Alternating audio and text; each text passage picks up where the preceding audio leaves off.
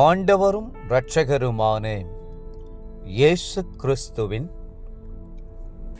ஈடு இணையற்ற நாமத்தில் அன்றன்றுள்ள அப்பம் வாசகர்களுக்கு எங்கள் அன்பின் வாழ்த்துக்கள்.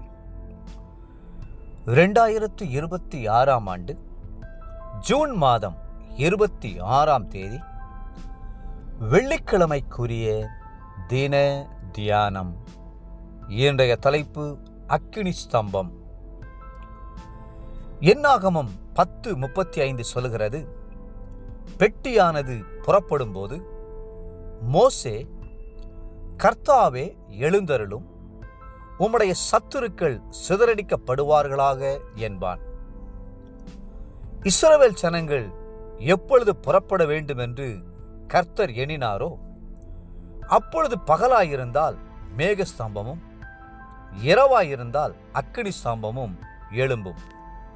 தேவன் எழும்புகிறார் என்னும் போது அக்கினி ஸ்தம்பம் எழும்புகிறது. உடன்படிக்கை பெட்டி எழும்புகிறது.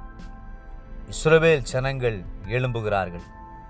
கர்த்தர் நமக்காக எழுந்திருக்கும் போது நாம் கர்த்தருக்காக எழுந்திருக்க வேண்டும்.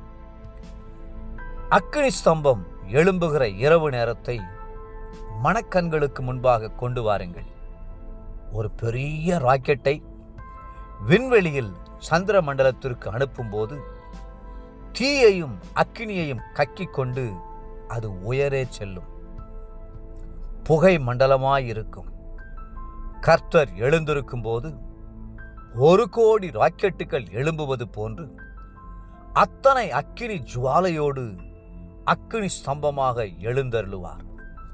காட்டு மிருகங்கள், விஷ ஜந்துக்கள் அலறிக்கொண்டு ஓடி ஒளியும்.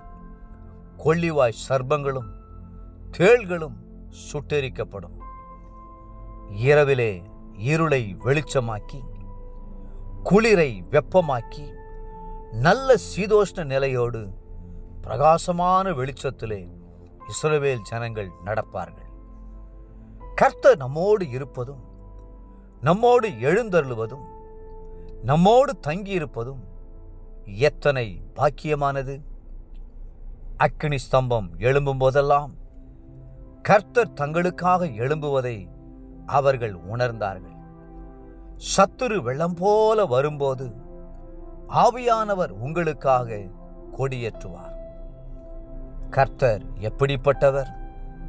அவருடைய கண்கள் அக்கினி ஜுவாலையைப் போலிருந்தது. வெளிப்படுத்தின விசேஷம் 1:14. அவருடைய இடுப்பாக காணப்பட்டது முதல் மேலெல்லாம் உட்புறம் சுற்றிலும் அக்கினிமயமான சொகுசாவின் நிறமாயிருக்க கண்டேன். அவருடைய இடுப்பாக காணப்பட்டது முதல் கீழெல்லாம் அக்கினி மயமாகவும் அதை சுற்றிலும் பிரகாசமாகவும் இருக்க கண்டேன் என்று எசேக்கியேல் தீர்க்கதரிசி எழுதுகிறார். எசேக்கியேல் 1:27. மட்டுமல்ல, அவருடைய வஸ்திரம் உறைந்த மலையைப் போலவும், அவருடைய சிரசின் மயிர் வெண்மையாகவும் பஞ்சைப் போல துப்புரவாகவும் இருந்தது. அவருடைய சிங்காசனம் அக்கினி ஜுவாலையையும் அதன் சக்கரங்கள் எரிகிற நெருப்புமாயிருந்தது. அக்கினி நதி அவர் சந்நிதியிலிருந்து புறப்பட்டு ஓடினது. 1000 பேர் அவரை சேவித்தார்கள்.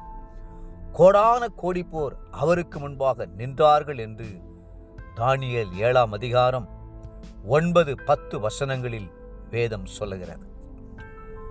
அந்த தேவன் சர்வ வல்லமை உள்ளவராய் எழுந்தருளுவாரானார் அந்த காட்சி எவ்வளவு பிரகாசமாயிருக்கும். அவருடைய சத்துருக்கள் ஓடுவார்கள், சிதறடிக்கப்படுவார்கள். அவரை காணும்போது அசுத்த ஆவிகள் அலறி ஓடும். பில்லி சூனியங்கள் நொறுங்கிவிடும். மந்திர கட்டுகள் எரிக்கப்பட்டு போகும். தேவ பிள்ளைகளே, அந்த தேவன் நம்முடைய பட்சமாயிருக்கிறார். அவர் நம்மோடு உடன்படிக்கை செய்திருக்கிறார். அவர் நமக்காக எழுந்தருளுவார். அவர் நமக்கு அன்புள்ள தகப்பனாக இருக்கிறார். அவர் நம்முடைய விரோதிகளுக்கு பட்சிக்கிற அக்கினியாகவும் இருக்கிறார். எபிரேயர் 12:29. இன்றைய நினைவிற்கு சகரியா 2:5. நான் அதற்கு சுற்றிலும் அக்கினி மதிலாயிருந்து அதன் நடுவில் மகிமையாக இருப்பேன் என்று கர்த்தர் சொல்லுகிறார். இன்றைய வேத வாசிப்பு காலை யோபு 5, 6 மற்றும் 7 அதிகாரங்கள். மாலை அப்போஸ்தலருடைய நடபடிகள் 8 அதிகாரம் 1 25 வசனம் முடிய. அன்புக்குரிய அன்றனுள்ள அப்பம் வாசகர்களே, மீண்டும் உங்களை வாழ்த்துகிறோம். அக்கினி மயமான ஆண்டவர் உங்களுக்காக எழுந்தருளுவார். நீங்கள் கர்த்தரோடு எழும்பி பிரகாசியுங்கள். கர்த்ததாமே உங்களை ஆசீர்வதித்து மென்மேலும் உயர்த்துவாராக. ஆமென்.